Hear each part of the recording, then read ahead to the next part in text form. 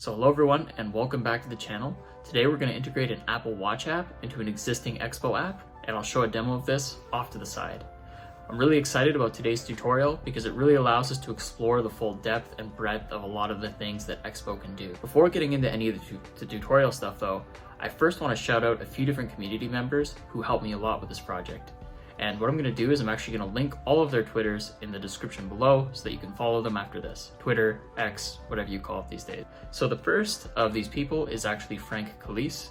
He gave me a whole bunch of examples of config plugins that I could look at for examples, and it was really useful. The second is Benedict, and Benedict, this guy is amazing. His work with app clips and his work with targets and Expo and config plugins is so useful. And the code that I'm doing today for the config plugins part was actually adapted from his code for app clips. So thank you very much, Benedict. Please guys, follow him, shout him out, give him lots of positive vibes. His work is amazing. The last one is for the animation that you just saw that kind of tilted. That animation actually comes from the 3D card animation that Enzo created. I just adapted it so that it would work with Apple Watch instead of working with clicks like he used. Okay, so that's everything guys. As always, the GitHub link's in the description for all the project code. I hope that you'll like and subscribe, and let's get into the tutorial. Okay, so before we go in and try to implement anything, the first thing that I want to do is explain all the different parts of this project. There's a lot of moving pieces, and I want to make sure that we're aware of everything that's going on and how all the pieces are interconnected before we implement anything. Otherwise, this is going to get really confusing. You don't have to memorize this diagram. I'm going to try to call back to it as we go through the tutorial. But for now, I just want to make sure you guys get an overview of what's going on. At the highest level, we of course have the Expo project. And the Expo project, of course, contains the Xcode project and the Android project. Since we're working with Apple Watch today though, we're only going to focus on the Xcode project. Now, whenever you actually make an app in Xcode, normally we just do this with an iPhone when we work with Expo, but actually a project can have multiple what's called targets, and these are the different apps that can be built with the same code base. So within the Xcode project, we have targets. And this project of course has two, one being the iPhone and one being the watch. Sorry, the iPhone app and the iWatch app. Now, if we were working in Swift, these two could just talk to each other naturally, but because we have this Expo layer in between them, we need a way to facilitate communication between the watch and the iPhone app. The way we're going to do this is with an Expo native module.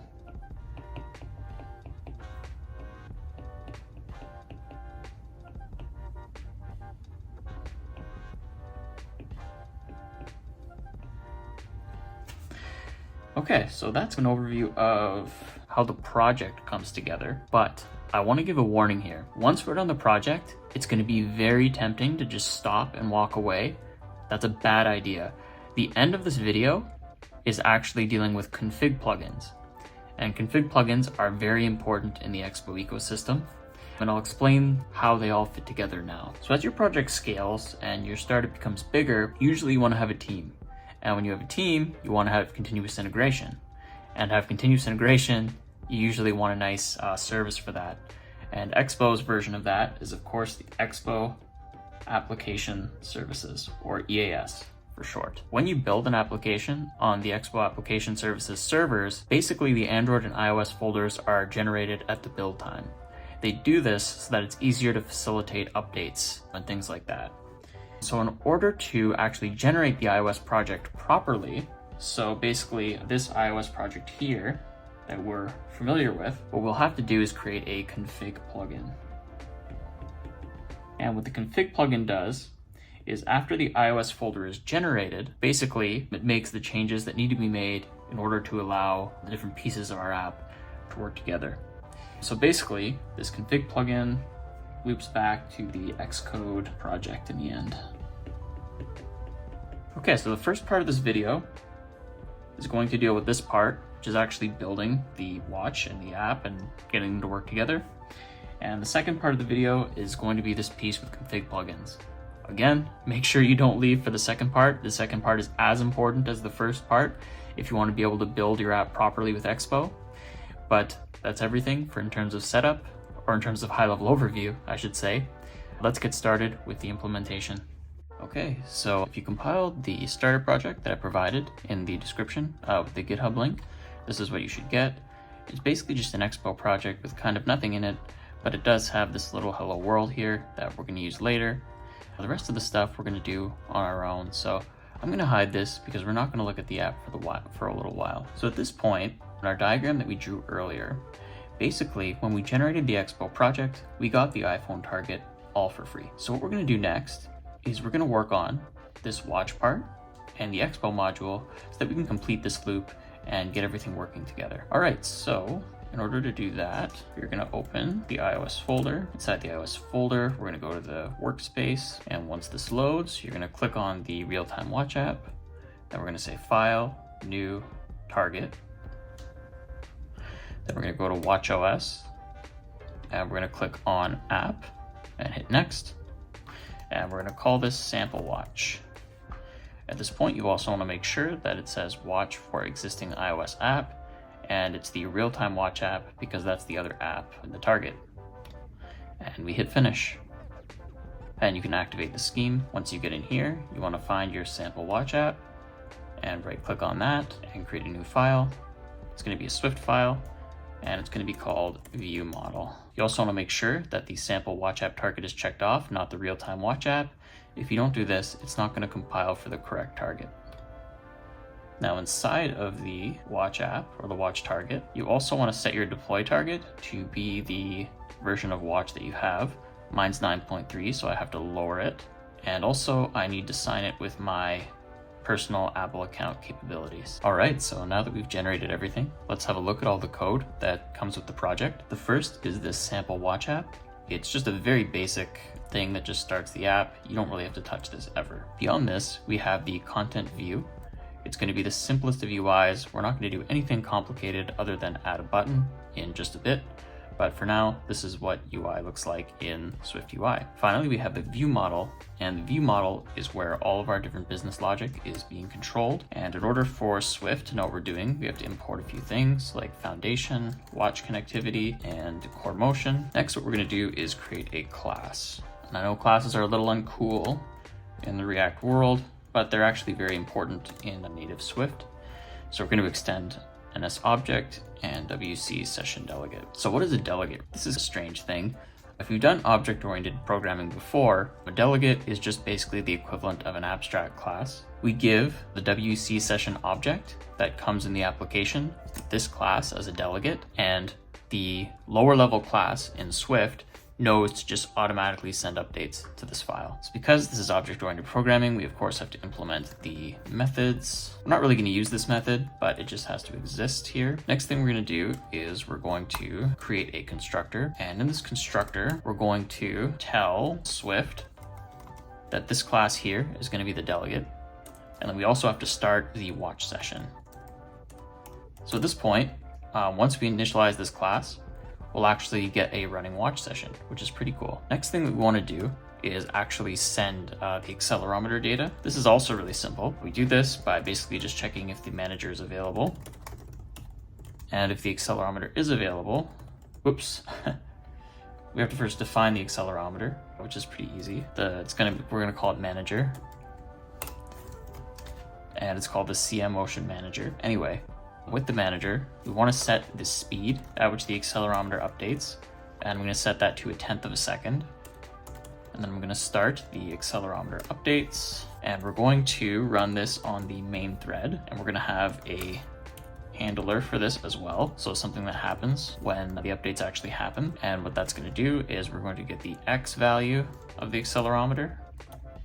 We're going to get the Y value as well. And then what we're going to do is take our session and send a message back to the iPhone app.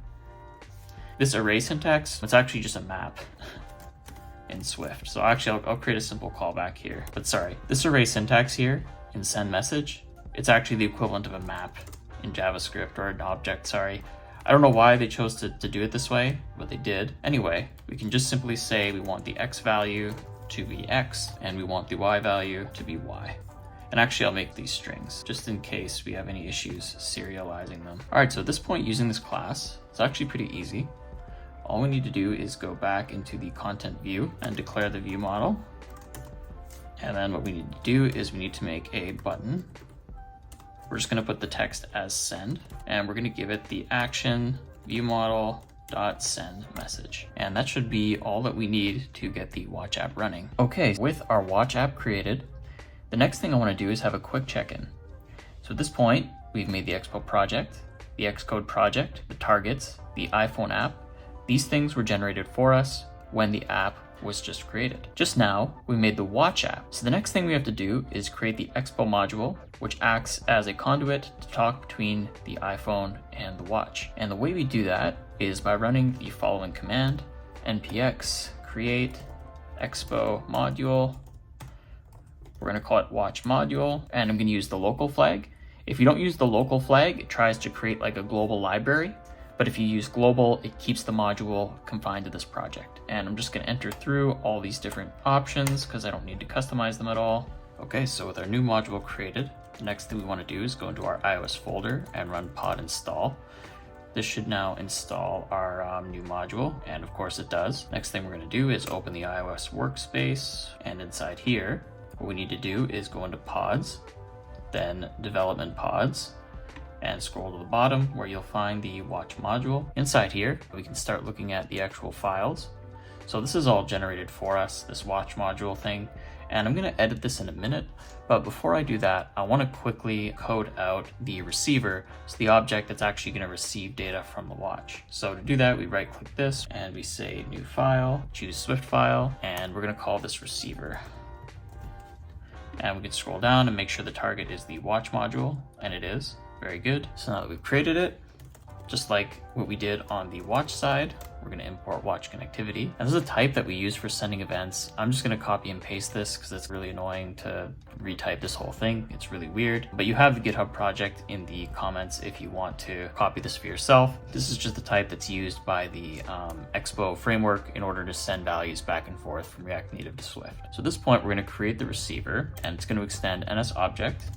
And again, the WC session delegate, it does very similar things to what it does in the watch, but we actually get more methods on the iPhone side because the iPhone has more than it does with the watch data. So actually most of these, I think we can just ignore and we can just leave them there.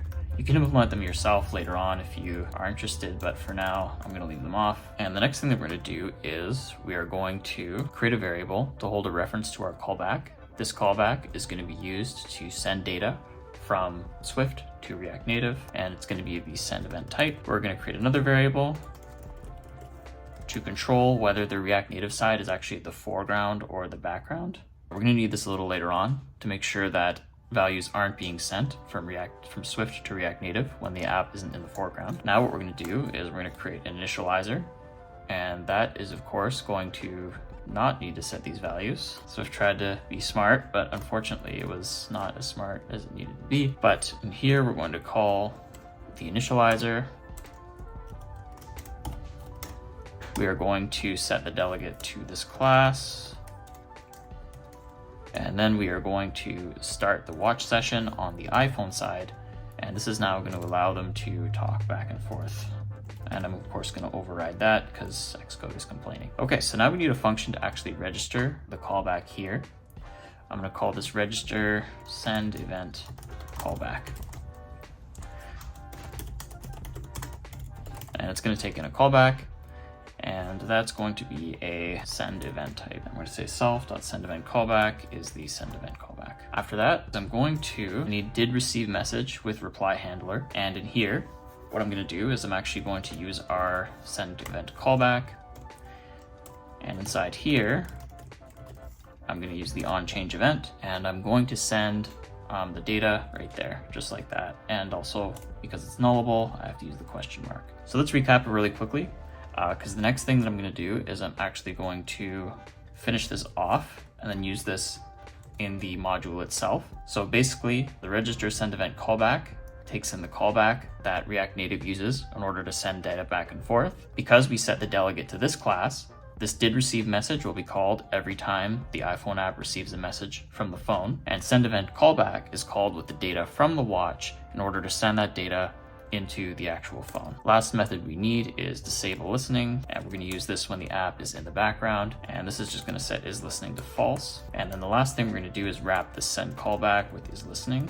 So only if the app's in the foreground we want to actually send this callback through. Okay, so with all of this now created in the receiver, let's go and start working on the Expo module. In Expo modules are the piece that allows Swift to talk to Expo, which is really cool and really useful. So first thing we're going to do is I'm actually just going to delete most of this because we don't need it. It's just boilerplate that was generated when we first created this module. So the first thing that we need to do is give it a name, and the name is going to be watch module. After this, we need to declare an event, and this event's going to be on change. The reason I call it on change is because back in our receiver code, in the send event callback, we called the event on change. So we need to call the same thing over here in the module. Now I'm going to create the receiver, and I'm going to create a function that React Native can call. And I'm going to say whenever React Native calls start listening, what we're going to do is we're going to register the send event callback. And the callback that we're going to use actually just comes with Expo itself. So this class module gives you the send event method. It's just for free, and we can send that into our receiver so that our receiver can send events back to React Native. Last thing we're going to do is have a disable listening function. We're going to use this when the app goes into the background. And of course, we're going to just disable listening whenever this happens. Okay, so I know this is a bit repetitive, but let's quickly do another checkpoint. So up till now, we've created the Expo project, the Xcode project, we have the targets, the iPhone, and the watch. These two can now talk with each other because of the Swift code, but we need to expose their communications using the Expo module. We've written the Swift code in the Expo module, and now what we need to do is expose it to React Native using JavaScript. So in order to do this in VS Code, what we do is we have the root of the project, we go to our modules folder under the watch module, we can then go to the index. And what we're going to do is edit it a bit. First, we're going to remove this view because we don't need it. Then we're going to remove this high constant because we also don't need that. We're then going to create some different functions. First is going to be start listening. By the way, when you do these functions, these names here, like watch module.start listening, have to exactly match the names in Xcode. You can't have them be a different name, otherwise they won't be recognized by the JSI and they won't work. So we're going to create another one called disable listening, and so I don't make a typo, I'm going to copy paste that name. I'm going to remove set value async because it doesn't do anything. And for our event listener, you see we already have on change here for us. So I'm just going to change what the payload is to X as a number and Y as a number. And the last thing I'm going to do is create one more function that removes the listeners, and I'm going to call it remove listener. And what that's going to do is it's going to, actually I'll do it down here. It's going to take our emitter and it's going to remove all listeners that use on change. Now let's go in and write some code in our component. Okay, so now let's go into the actual app.tsx at the root of the project. You'll notice we already have some boilerplate here. The reason is this isn't really about the animation. We're really more focused here on just trying to get the data from the watch to the phone. And so that's what I'm going to finish off right now. So what we're going to do is we're going to start by importing from the modules, and I'm going to grab our add change listener. I'm going to grab our start listening, our stop listening, disable listening, and the remove listener. And now what I'm going to do is I'm going to get the app state. This is going to tell us whether the app is in the foreground or the background. And of course for this, I'm just going to do use ref, and the default value is just going to be app state.current state. And this app state, of course, is just the standard React Native one. I'm not using any special libraries or anything here. So I'm going to create a use effect with no dependencies. And in here, I'm going to start listening. And I'm going to add a change listener. And what that's going to do is it's going to set the X position to be equal to the value.x, and the Y position to equal the Y value. Finally, on return, to clean things up, I'm going to call remove listener. I'm then going to create another use effect. This is again going to have no dependencies, but in here, what I'm going to do is I'm going to create a subscription, and I'm going to subscribe to the app state event change listener. And so when the screen changes and goes from the background to the foreground, this event is hit, and it gives you the state of the app that's coming next. So I'm gonna say that if the next state of the app is inactive, so the iOS app is going into the background, I'm going to disable listening, and then I'm going to remove the onChange listener. Otherwise, if we are not going to the background and we're going to the foreground, we're going to do things a little differently. We're going to say appstate.current. If it matches either inactive or background, and the next app state is equal to active, what we're going to do is we are going to start listening again. And we're going to add the same change listener that we added up here. Finally, at the end of this callback, what we're going to do is we're going to say appstate.current is equal to next app state. Finally, to clean this up, we're going to return the subscription .remove. All right, so that should be the last of the changes that we need in JavaScript. Let's run this next, and I'll show you how really quickly. Basically, up at the top here in Xcode, you have your different targets. You click on that, you click on Watch App, and you choose your real life watch, and you can run it on there. You can do the same thing with real-time watch app, but you choose your phone and you run it on there. So I'm gonna run this and see if everything works, and I'll give you a quick demo right after this. All right, so as you can see, I'm just gonna quickly hit send. And as I tilt the watch, you can see on the iPhone, the animation also goes along with the tilting of the watch, which is really cool. All right, let's get on to the next part. All right, so the fun part is over now, and we're gonna get into the hard part. So basically, Expo has this technology called continuous native integration. And what it does is that when you actually build the app, either locally or on EAS, their build service, it will take the script that you make called config plugin and use it to rebuild the Xcode project. They have a default Xcode project that they use on their side, and this injects your targets into it. So if you remember from our image here, let me grab it really quick. We've already done this whole part.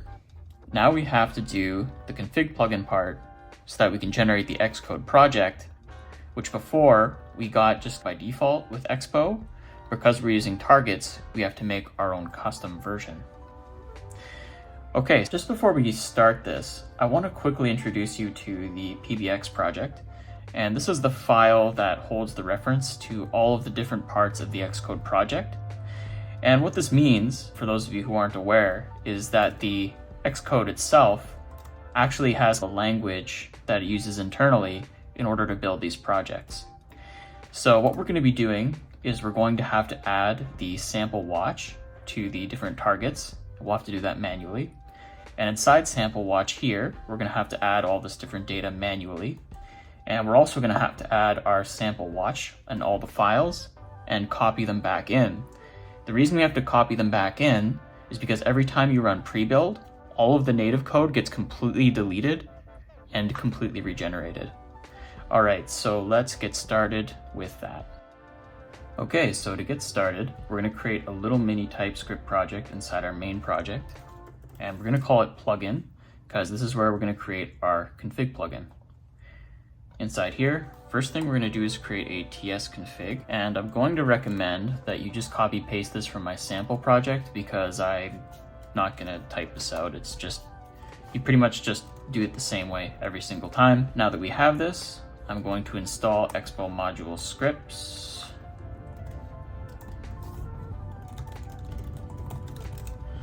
I need this so that we can actually do all the config plugin stuff that we want to do. All right, so now that we have that, the next thing that we're going to do is we're going to need to create a root folder, and we're going to call it index.ts. Actually, I apologize. We're going to create a new folder called source, and inside of source, we're going to put the index.ts inside there. Okay, so the next thing I'm going to do is I'm going to create a new folder and call it Xcode. And inside here, what I'm going to do is create another file called with Xcode. And for now, I'm going to leave this mostly blank. But what I'm going to do is I'm going to just give it like some basic parameters so that I can pass them in on the other screen. And then I'm going to give it a name, which will be a string. I'm going to give it a target name, also a string, bundle ID, and a deployment target. And from here, I'm going to take in the config, and then I'm also going to take in an object that consists of all these things.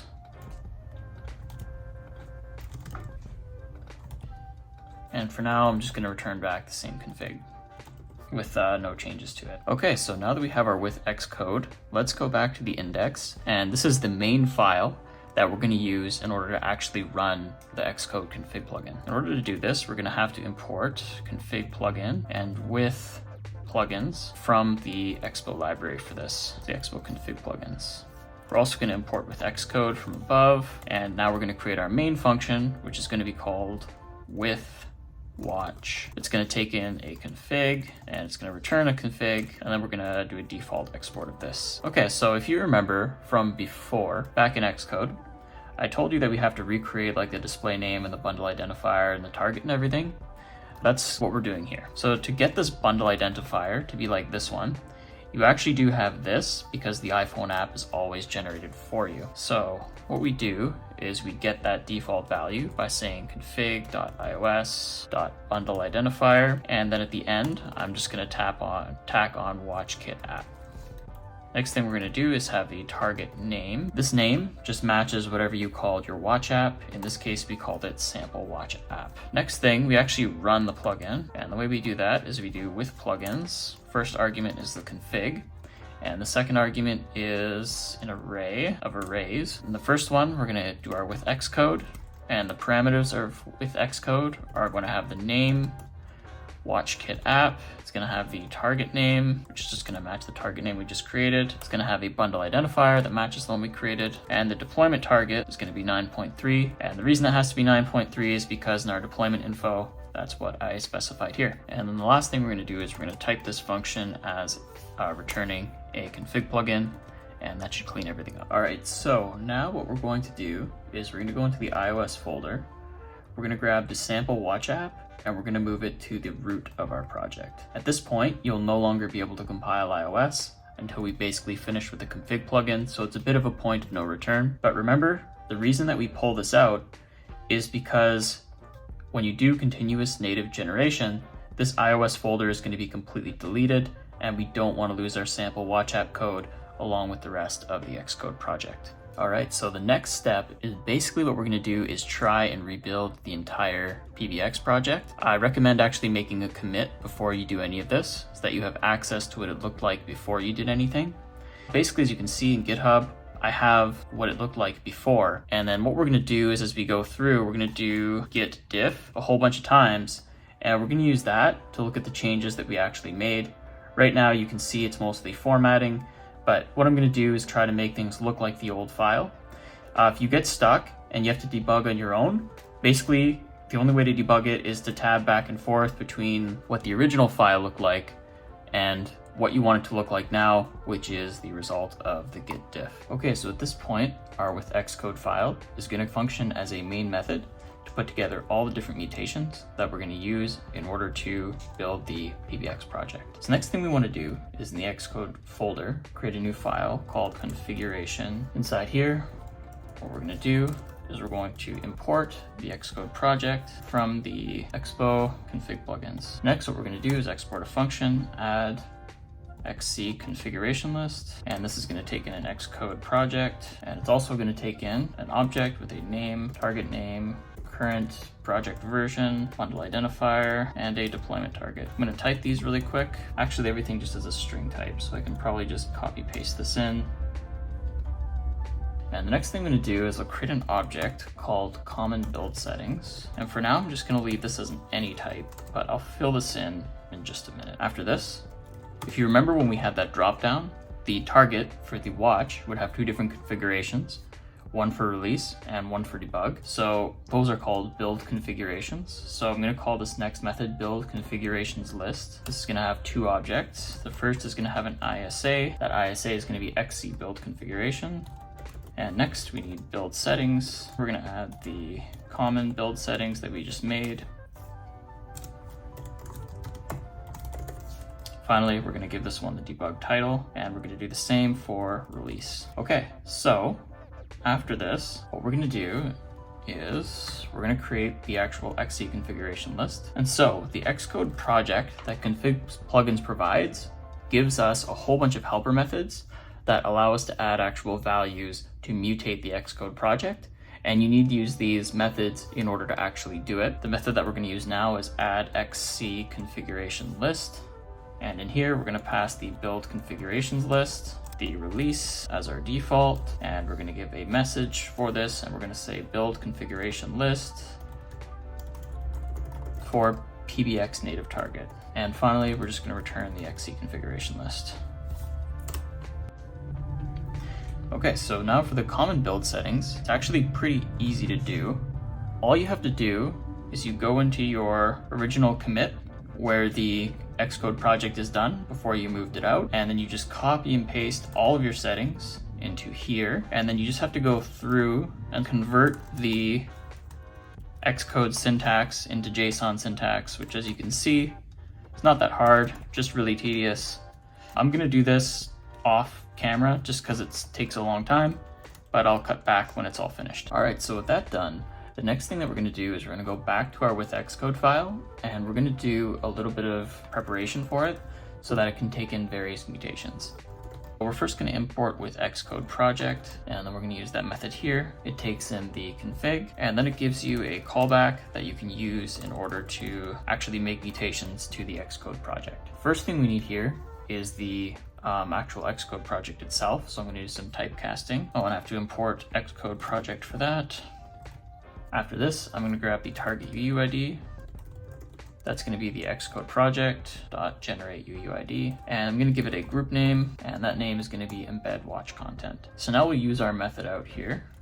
We'll say const XC configuration list equals add configuration list that we just created. It's going to take in the Xcode project, and then it's going to take in the name of the project, target name, the current project version, which I'm going to say is either the config version or we'll default it to 1, and bundle identifier is going to be passed in, and finally the deployment target. Okay, I'm not able to run this yet. I'm going to have to do a few more of these, but we'll make a few more and then I'll show you what the results of these different changes is going to be. Okay, so let's make another piece of the config plugin. This next one's going to be called add product file. Inside of here, I'm again going to import the Xcode project, and I'm going to export a function. It's going to be add product file. It's going to take in the Xcode project, of course, that's what we're changing, and it's also going to take in a few other parameters.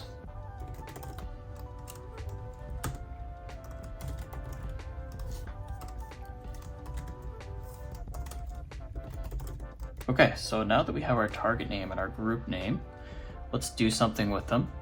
Luckily this time, there's a lot less weird copy-paste stuff, and we can pretty much just throw the options directly into the Xcode project. We're going to say that the base name is going to be the target name that we passed in. Our group is going to have the group name. Our explicit file type is going to be equal to wrapper.application. We're going to add some settings, and it's going to have an attribute, and this is going to be remove headers on copy.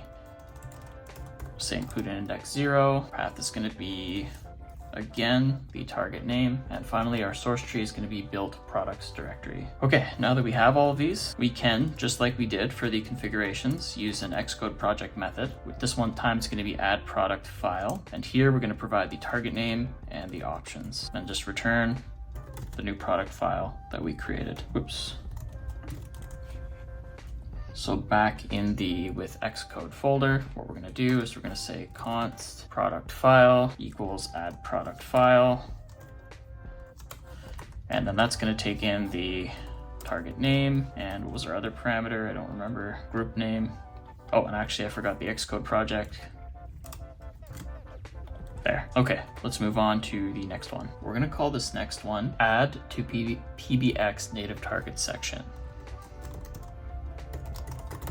And in here, as always, we import the Xcode project. We're going to export the function, add to PBX native target section. And of course, we're going to take in the Xcode project. And like last time, we're going to have our little object with a few different parameters like the target name, the target UUID, the product file, and the XC configuration list.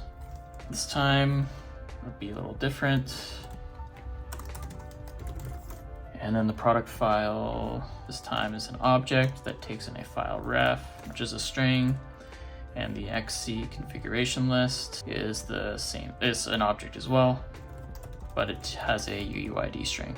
What we're going to do now is, like last time, create a whole bunch of stuff that we can put into the Xcode project. The first part of our target is going to be the UUID. And that's going to be the one, of course, that we pass in. Next, we're going to use this PBX native target property. And in here, we're going to have the ISA be the PBX native target. We're going to have the build configuration list, and that's going to be the XC configuration list, UID. After this, we're going to have build phases. That's going to be empty. We're going to have build rules, also empty.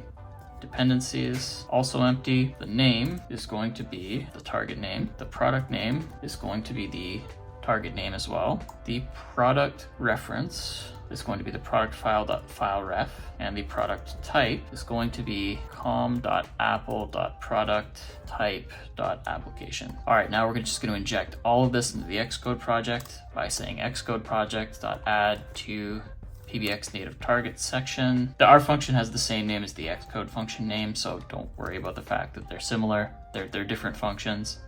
But anyway, we're going to throw the target into here, and we're going to return the target after. So back in the Xcode file, we're going to make another change. We're going to say const target is equal to add to PBX project section. It's going to take in the Xcode project, along with the target name, the target UUID, the product file, and the XC configuration list. Okay, so the next two helpers we're going to add are add target dependency and add to PBX products project section. So for all the rest of these that we've done so far, I adapted them from Benedict's original app clips project, made a couple changes, and then put them in here. For these two methods, I just took the methods like exactly the same. So I'm not going to type them out. I'm just going to copy paste them in. And if you want these methods as well, you can just go to my sample project on GitHub and grab them from me as well. Or you can grab them from the Benedict project, up to you, but probably easier to grab them from my GitHub. So I'm going to have add target dependency.ts, and then I'm going to just copy it in. And then I'm going to do the same thing with add to PBX project section.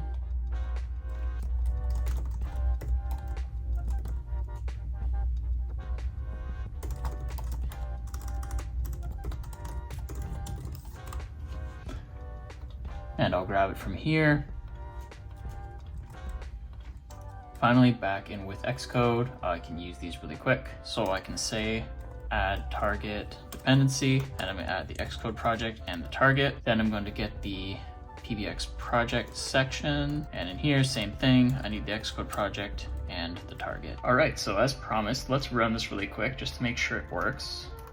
To do that, we're going to cd into the plugin directory. Then we're going to run npx tsc to then compile it. You'll see now we have this build folder here. We then have to go into app.json. At the bottom, we're going to add a section for plugins. And in here, we're going to add ./plugin/build/index.js. Let's make sure that exists. It does. Good. And what we can do is we can go up a directory and we can do npx expo prebuild -clean, and that should allow us to regenerate the PBX project, and it does. So now let's go into our terminal and let's do a quick git diff. And as you can see, our Xcode project has been changed quite a bit. A lot of things have been moved around, a lot of things have been changed, and we can see that, for example, probably the most obvious one is that our build configuration has been added. So let's continue with this now. And let's add the remainder of what's left. So the next thing that we're going to do, or that we need to do, I should say, is actually copy the files into the PBX group. And so we're going to create a new one, and we're going to call this new method add PBX group. And in here, what we're going to do is we're going to, again, as usual, import the Xcode project. Then we're going to export a function, add pbx group, and it's going to take in the Xcode project and also a target name, and that's just a string. So with that now, what we're going to do is we're going to use one of our Xcode methods, which is called add to pbx group. And in here, we're going to include all the different files that we had from our Apple Watch app. So we're going to have content, view, sample,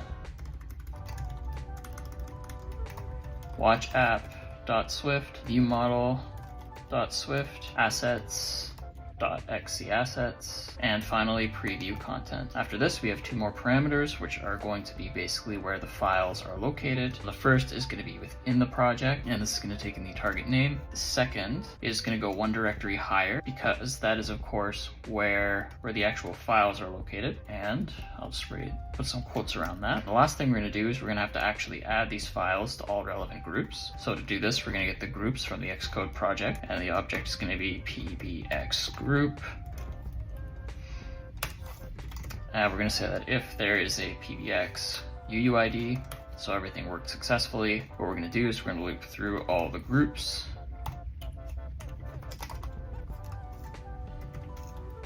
And then what we're going to say is if the groups at the given key have a name that's equal to undefined, and the groups at the key for the given path is undefined, what we're going to do is we're going to say Xcode project, which is the main Xcode project, is going to add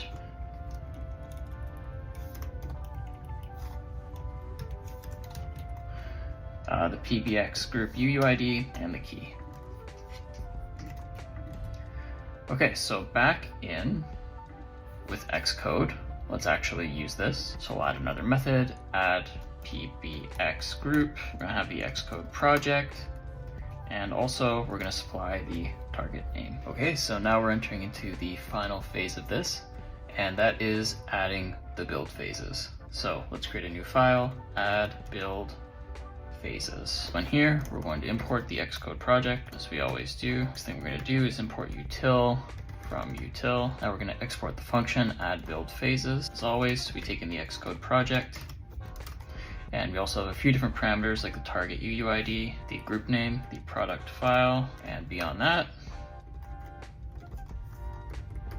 the target UUID is a string, the group name is a string, product file is a little more of a complex type that has a UUID, which is a string, it has a target, which is a string, base name, which is a string, and a group, which is a string. Next thing we're going to do is we're going to create a variable called build path, and that's going to be the contents folder path.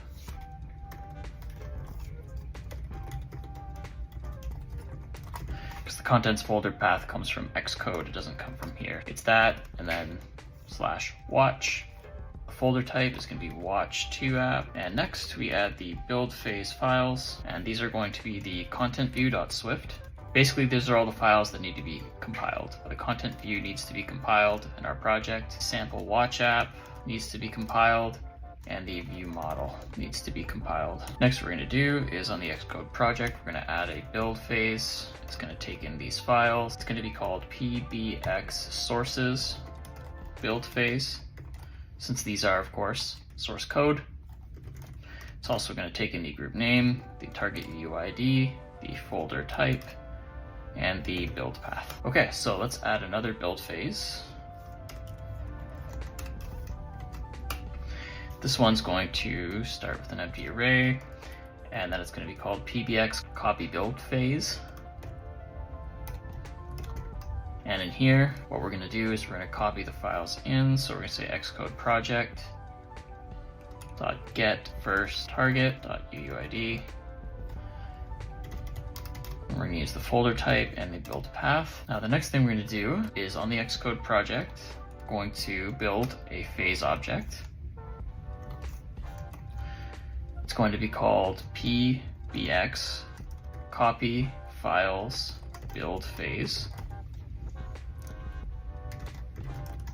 It's going to take in a group name and the product file target.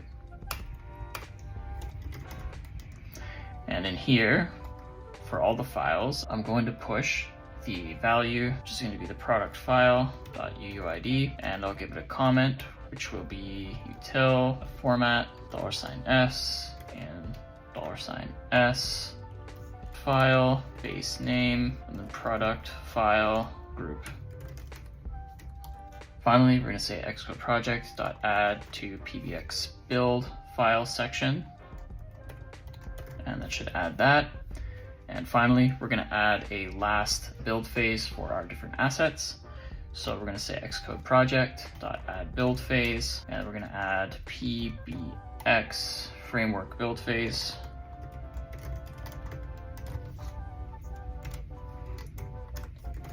And then we're going to use the group name, target UUID, the folder type, and the build path. Okay, then we have one last build phase to add. This one's for our asset. So we'll have the Xcode project, add build phase. The array is going to contain the assets.xc assets, and it's also going to contain our preview content. It's going to be pbx resources build phase, and this is again going to have the group name, target UUID,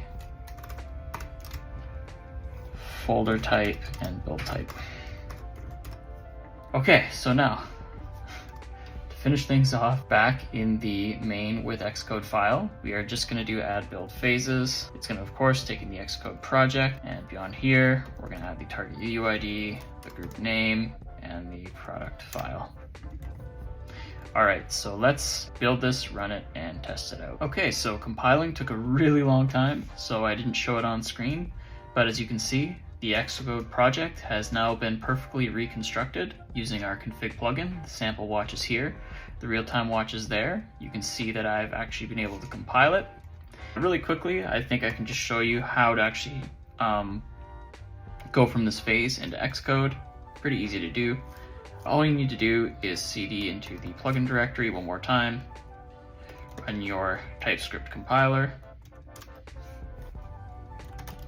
and then just do a pre-build with clean. And after that, everything will be all good. All right, that's everything, guys. Thank you. I hope you stuck with the whole thing, and happy hacking.